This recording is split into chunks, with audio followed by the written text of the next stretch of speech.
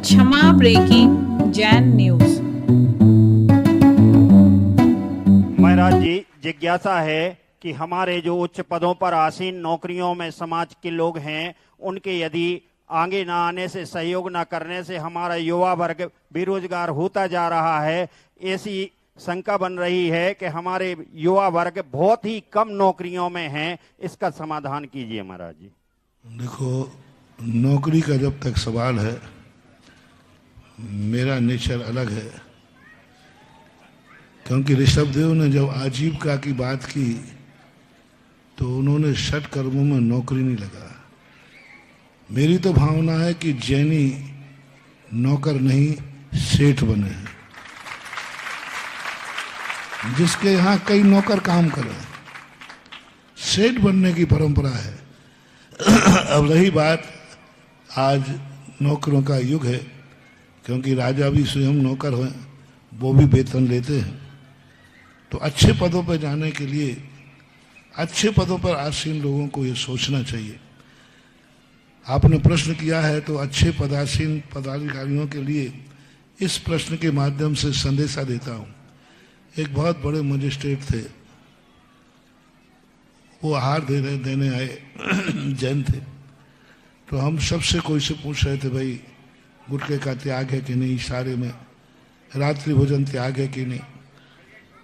यह पूछते पूछते जब मजिस्ट्रेट का नंबर आया आहार देने, मैंने उनसे कुछ नहीं, शांति से सुने।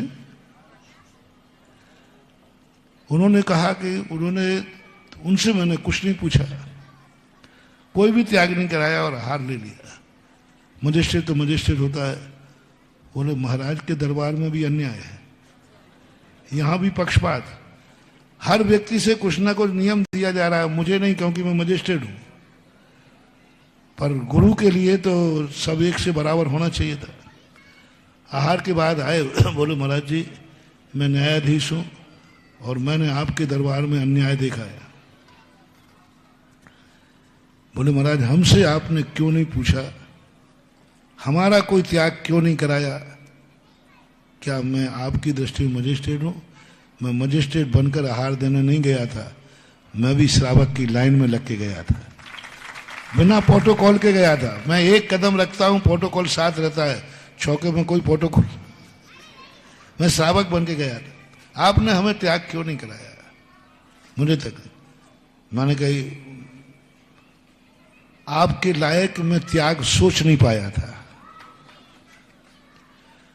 उतनी जल्दी में आपके लायक त्याग, और जो दिमाग में त्याग में आया वो त्याग इशारे से नहीं समझे। ये तो मैंने यूं करके समझा दिया, ये तो मैंने, और सब लोग समझते हैं कि महाराज क्या त्याग करा रहे हैं।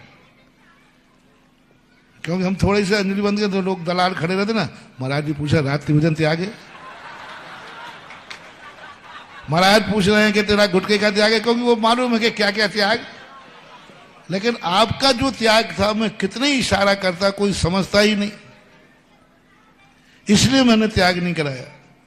तो बोले महाराज अभाजन है, बोलो क्या त्याग कराना।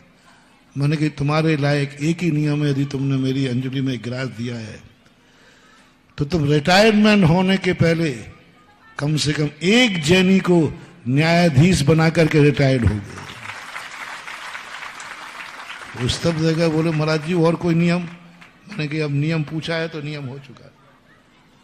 उन्होंने प्रतिज्ञा की कि मैं रिटायर होने के पहले न्यायाधीश, और रिटायर होने के पहले उन्होंने 2 न्यायाधीश बना करके और मेरा आशीर्वाद लिया।